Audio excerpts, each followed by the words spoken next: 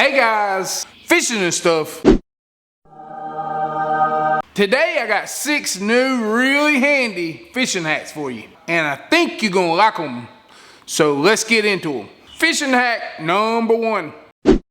Everybody knows what this is. This is a no-roll. It's actually a 2-ounce no-roll, and what a no-roll does, when you're fishing and this thing's laying on the bottom of the lake, the current won't make it roll around. Now this right here is a 2-ounce cannonball sinker. If it's laying on the bottom of the lake, it will roll around all over the place. Well, I had another hack video not too long ago, and it kind of gave me this idea. It's basically where I took a regular old jig head and I turned it into a pill head with just a hammer. But it got me to thinking, could you turn a cannonball sinker into a no-roll? We about to find out.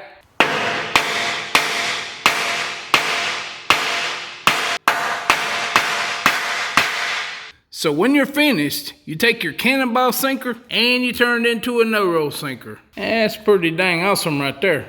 Fishing hack number 2.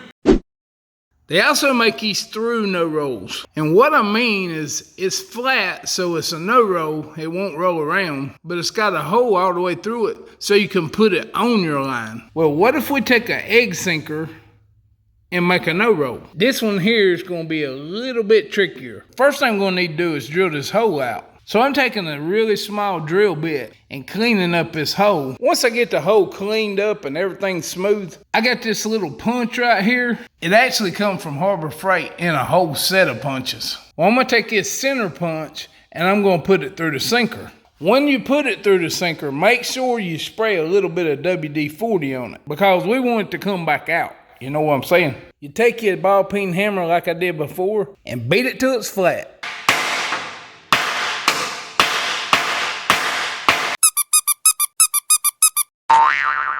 But when you're finished, you got your line through no-roll sinker. In a pinch, that's pretty cool. I took some line and run through my sinker just to make sure there's no abrasions in the hole. You might want to check it because you could get a nick in your line if you ain't careful from the inside of that hole.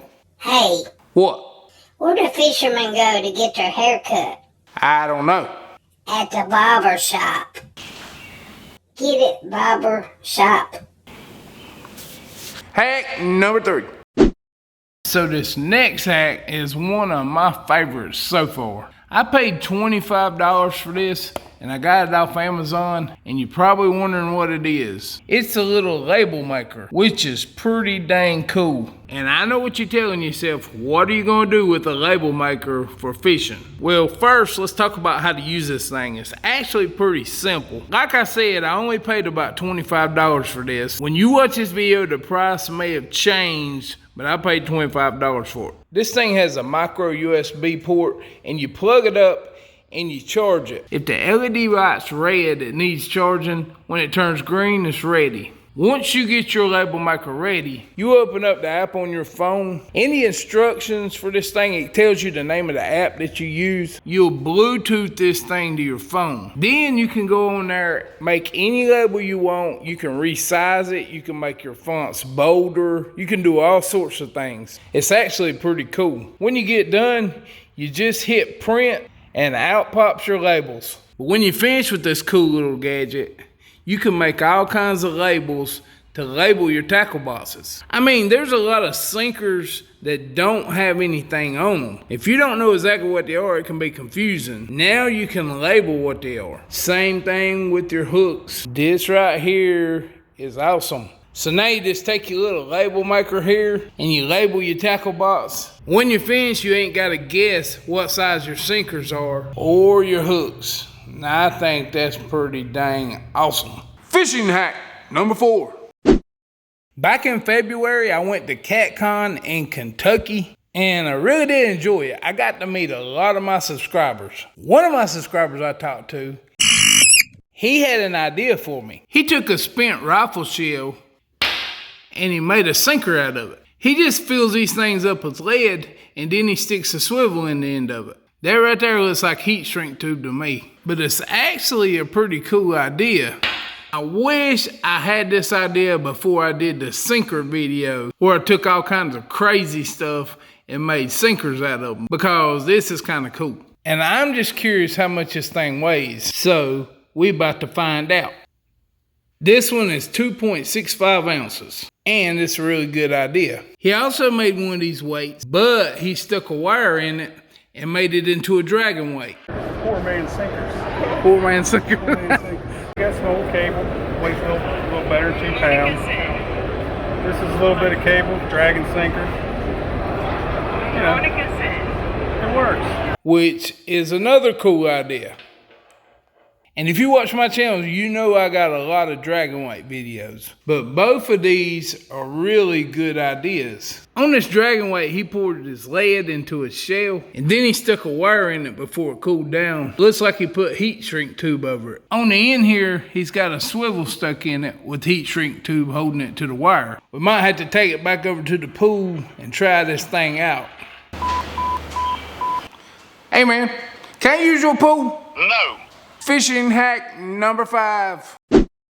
These are lighted arrow knocks. If you don't know what an arrow knock is, it's the thing that goes on the end of the arrow that sticks onto your line. These are lighted, so they're kind of like tracer arrows. You can see where it goes and you can find your arrow easy. Well, there's a lot of things you could do with these. I mean, they sell fishing lights. Plus, I've had several videos where we use glow sticks. I've put glow sticks on the end of my rods so that you can see them at night. People put glow sticks into catfish floats. There's also a brand of catfish float that has a light in it with a battery. Well, that's what this is. You see that little button in there? It's inside the V. If you push that button down, this little knock will light up. It's actually pretty cool. Let's see how bright these things are. They're actually pretty dang bright. Look at that right there. You can see my ink pen laying there. I believe these little arrow knots would work great for putting on planer boards for trolling at night, or just sticking on the end of your rod so you can tell when you get a bite. And the cool thing about these, you push the button right here to cut it on, and then you push that little black button right there and it cuts it off. That's pretty cool though. It's kind of hard to cut on and off. Sometimes you need a little assistance. Why are fish so easy to weigh? Because they got their own scales.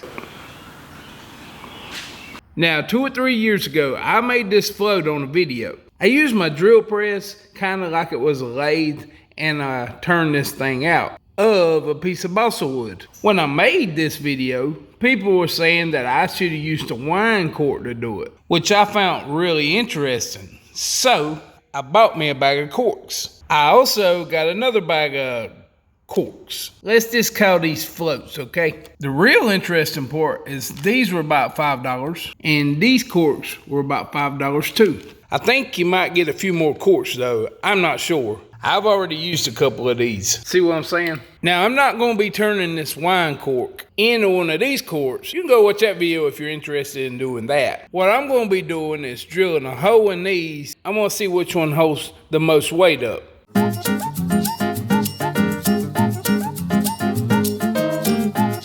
So I attached a string to both of these. I put a split ring on the end and I added a 1/4 ounce weight to both of them. Now theoretically, both of these should hold this up with no problem. But I'm going to keep adding weight to them until one of these give up. First, our peg float. No problems there. Now our wine cork. No problems there. Now we got a 1/2 ounce on our peg float. It's setting a little bit lower in the water now, but it still holds it up. Got a 1/2 ounce on our wine cork. It's setting really low, but it still holds it up. So now I got 3/4 of an ounce on our peg float. It is barely staying afloat. 3/4 of an ounce on our wine cork. And it falls to the pressure. So the 3-inch cigar float wins. But I will say this, I've seen bigger wine corks. This wine cork is not the biggest wine cork I ever seen. So theoretically, if you got a bigger wine cork, it'd probably be equal to the peg float. I made a whole video one time about testing peg floats and how much weight they'd use. I used every size you can imagine. Just to give you an example of what I'm talking about. This is a 2.5 inch peg float which is probably more fair of a test for this cork. I put the same 3/4 of an ounce on this 2.5 inch peg float, and the same thing happens. Actually, the wine cork held it up a little bit better than the 2.5 inch. This right here is a demon dragon. Most people know what demon dragons are. This is one of the larger demon dragons. I put the 3/4 of an ounce on it, and it actually does worse than the 2.5 inch peg float. Now I got one of the monster football floats. At least that's what I call them. They're a peg float too, and they're 2.5 inch, but they're really fat. And I put 6 of these things on it. And that holds up all 6 of them. Now I got the old FishinNstuff balsa wood float, and I put 3 of them on it.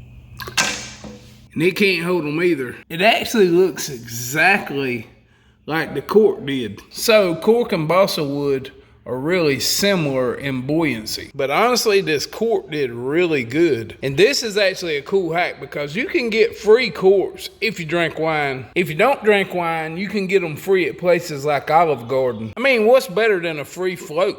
I'm just saying. You know what I'm saying? You know what I'm saying? If this is your first time on my channel, I got a lot of hack videos and DIYs. So go over to my YouTube page and check it out. You'll see what I mean. And if you like it, click subscribe and click the bell so that YouTube will notify you when I post a new video and you can watch it. And as always, I appreciate you watching, and I'll see you on the next build.